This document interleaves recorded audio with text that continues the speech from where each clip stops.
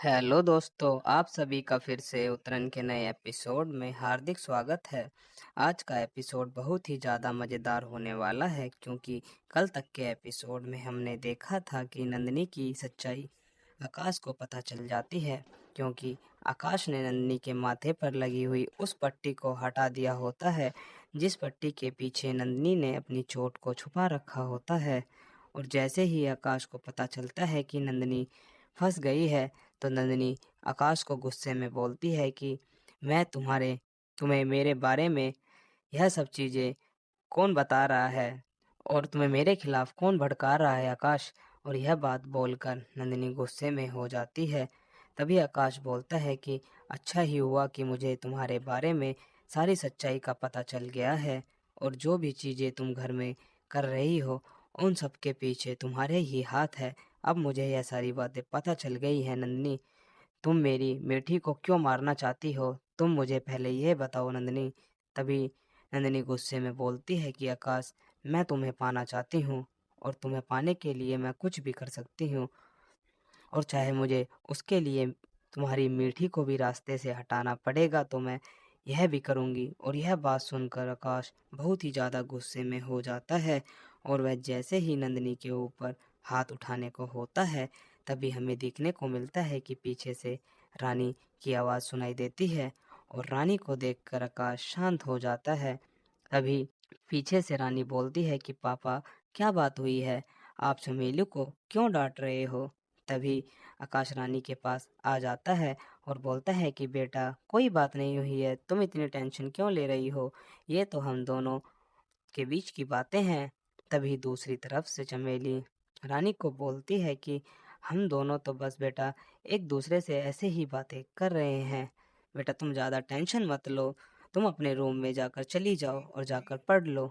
लेकिन तभी रानी चमेली की सारी बातों को अनसुना कर देती है और वह अपने पापा आकाश को लेकर साइड में चली जाती है और पापा से पूछती है कि पापा, आप मुझे बताओ कि क्या बात हुई है? मैं चमेली को डाँटती हूँ। तभी आकाश बोलता है कि बेटा कोई बात नहीं हुई है मेरी तुम्हारी मम्मी से, तुम टेंशन मत लो, मैं उनसे अभी बातें कर लेता हूँ। ऐसा करो बेटा तुम रूम में चली जाओ। और जैसे ही बात आकाश रानी को बोलता है तो रानी आकाश की बात मान जाती है और अपने रूम में वहाँ से चली जाती है। और तभी फिर आकाश चमेली के पास आ जाता है और चमेली से बोलता है कि तुम्हारे पास सिर्फ चमेली दो ही रास्ते हैं, अब तुम मुझे बताओ कि तुम कौन सा रास्ता चुनोगी। या तो तुम पुलिस को फ़ोन करके खुद ही बुला लो या फिर मैं पुलिस वाले तुम्हें धक्के मारकर यहाँ से ले जाएंगे, या तुम खुद चुपचाप अपने आप इस जगह को छोड़कर चली जाओ। तभी चमेली बोलती है कि मुझे पहले वाला ही ऑप्शन पसंद है आकाश, लेकिन तुमको उसको साबित करने के लिए तुम्हें पहले सबूत चाहिए और तुम सबूत कहाँ से लेकर आओगे? यह बात चमेली आकाश से बोलती है कि यह सारी चीज़ें मैंने की हैं, तुम कैसे पता करोगे? यह बात सुनकर आकाश और भी ज़्यादा गुस्से में हो जाता है और बोलता है कि मैं तुझे आज ही इस घर से बाहर निकाल कर रहूँगा चमेली। तभी चमेली बोलती है कि मैं इस घर से बिल्कुल भी कहीं नहीं जाने वाली आकाश, जब तक तुम मुझे नहीं मिलोगे तब तक तो मैं यहाँ से बिल्कुल भी नहीं जाऊँगी, चाहे मुझे उसके लिए मीठी की जान भी क्यों ना लेनी पड़े, मैं तुम्हें अपना बना कर ही छोड़ूंगी आकाश। और यह बात जैसे ही चमेली आकाश को बोलती है तो हमारा सीन यहीं पर ही समाप्त हो जाता है। तभी हमें दूसरी तरफ अगले सीन के अंदर चमेली को दिखाया जाता है जो गुरु माँ के पास पहुँच जाती है और वहाँ गुरु माँ से बोलती है कि माँ, मैं आकाश को बोल कर आई हूँ कि मैं तेरी मीठी को तेरी ज़िंदगी से छीन लूँगी। तभी गुरु माँ गुस्से में चमेली को जवाब देती है कि तू कौन होती है किसी को ऐसा बोलने वाली और किसी की ज़िंदगी छीनने वाली? तू चीज़ों को कभी सोच समझ कर भी बोल लिया कर। तभी पीछे से चमेली जवाब देती है कि मीठी की मौत चाहिए मुझे गुरु माँ, आप मुझे बस इतना करके दे दो कि मीठी मर जाए। तभी फिर गुरु माँ बोलती है कि तुझे इसकी बहुत बड़ी कीमत चुकानी पड़ेगी। तभी चमेली बोलती है कि अगर मीठी की मौत हुई तो आकाश की भी मौत हो जाएगी गुरु माँ। और तभी गुरु माँ चमेली से बोलती है कि जिस प्यार को तू पाना चाहती है वह प्यार तुझसे नहीं मिल पाएगा। एक बार तू ध्यान से सोच ले कि तुझे क्या चाहिए। तभी नंदिनी गुरु माँ के पास आ जाती है और बोलती है कि माँ, आपको मैं कोई भी कीमत देने के लिए तैयार हूँ। और जैसे ही वह यह बात बोलती है तो गुरु माँ एकदम भड़क जाती है और उससे बोलती है कि तुझे मैंने बोला था ना कि तू बीच में बिल्कुल भी मत बोला कर, लेकिन तू तो अपनी चीज़ों से बाज ही नहीं आती है। और तभी गुरु माँ चमेली को बोलती है कि तू मुझे यह कीमत कैसे चुकाएगी नंदिनी, तेरे पास तो कुछ भी नहीं है।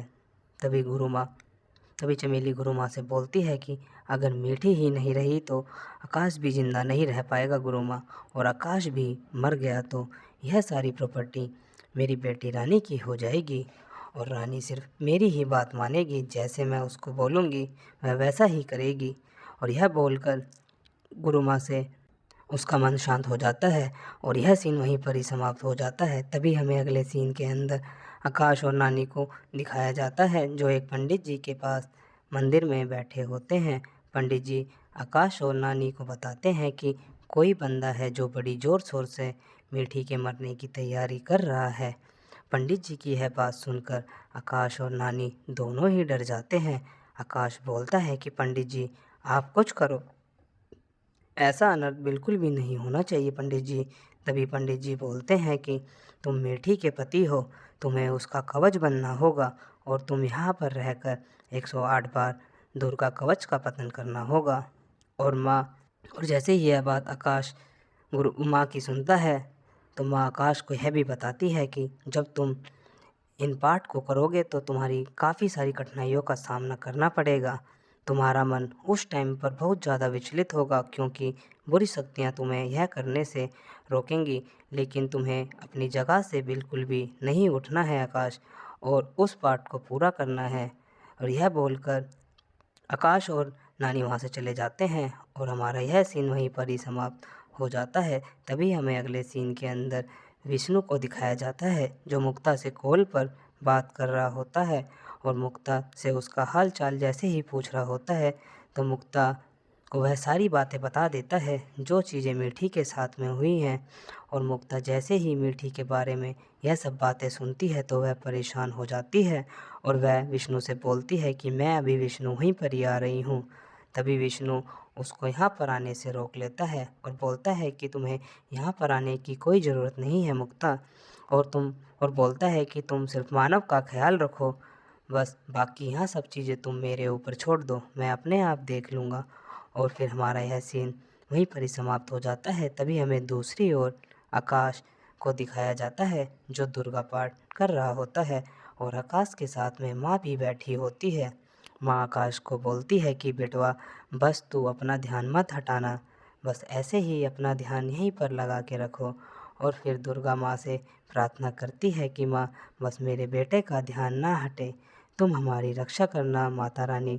और यह बात बोलकर यह सीन वहीं पर ही समाप्त हो जाता है।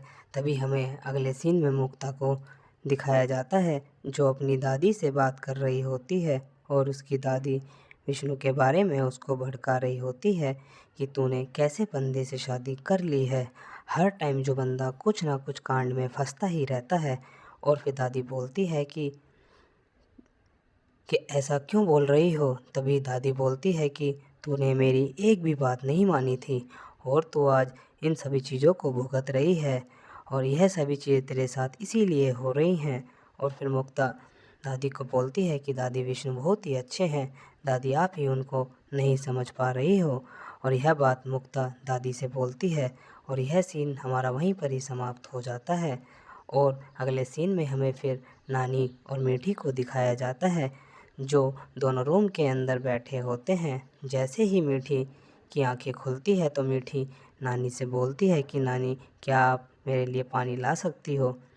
और नानी बोलती है कि ठीक है बेटा, मैं भी नीचे से जाकर पानी लाती हूँ। और जैसे ही नानी पानी लेने के लिए नीचे जाती है तो आकाश मीठी के लिए पूजा कर रहा होता है, और साथ में ही माँ भी बैठी होती है। उसे देखकर नानी बहुत ही ज़्यादा खुश होती है कि कितना अच्छा पति मिला है मीठी को, जो उसका इतना ख्याल रख रहा है। और फिर माँ को दिखाया जाता है, जो आकाश से बोलती है कि बेटा, बस 2 ही बार रह गया है मंत्रों का जाप करना। और जैसे ही मंत्र ख़त्म होने वाले होते हैं तभी आकाश को मीठी के चिल्लाने की आवाज़ आती है और उसका एकदम से ध्यान भंग हो जाता है और उसकी आंखें खुल जाती हैं। और उसे देखकर माँ उसको समझाने लगती है कि बेटा उठना मत, क्योंकि उस काली शक्ति की यह सब चाल है, वह तुम्हारा ध्यान भंग करना चाहती हैं। तुम पंडित जी की बात को याद रखो बेटा। और फिर जैसे ही एक बार और चिल्लाने की आवाज़ आती है तो आकाश परेशान हो जाता है और वह मीठी की ओर एकदम से भागता है और वह उस चक्र से उठकर मीठी के रूम में चला जाता है। मीठी एकदम से और जैसे ही वह रूम के अंदर पहुंचता है तो वह रूम में मीठी को ढूंढने लगता है, लेकिन उसको मीठी पूरे रूम में कहीं भी नहीं दिखती है। तो वह बहुत ही ज़्यादा परेशान हो जाता है कि मीठी कहाँ पर गई है।